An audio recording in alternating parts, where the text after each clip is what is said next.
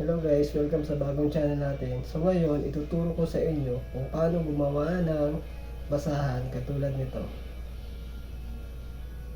Na pwede nating magamit pang negosyo, pwede nating ibenta, pwede nating gamitin sa araw-araw na pamunas sa maduduming bagay sa bahay man o sa labas. So paano nga ba gawin ang mga basahan?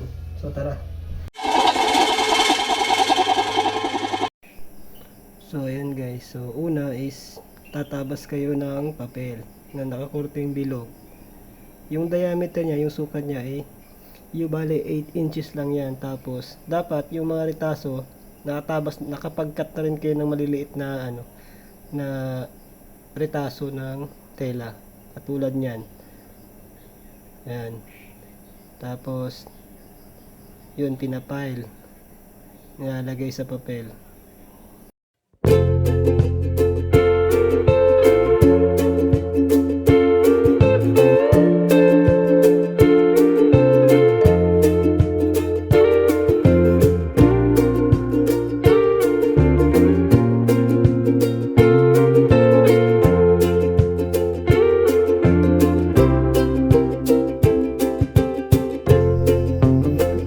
Pagkatapos ay lalagyan nyo ng parang panapal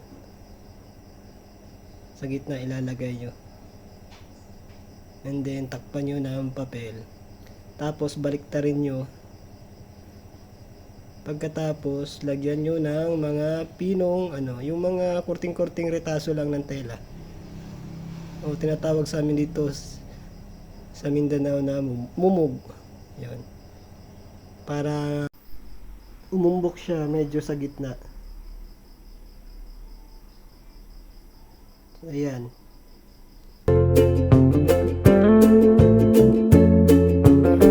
Katapos takpan nyo yung nilagay yung mga korting retaso sa gitna, and then yun na, umpisa nyo na ang pagtatahi.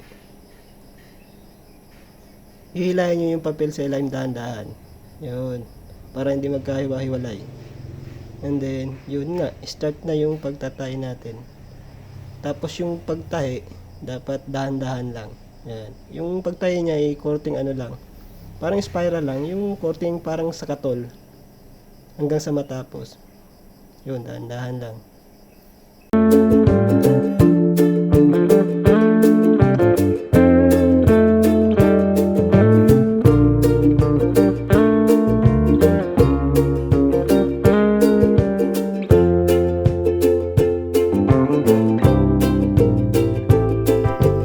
Natapos na yung basahan natin guys. Tapos yun nga, nilinisan nyo, gugupitan nyo yung sumusobra-sobrang tela nya para maganda tingnan, parang bilog tingnan.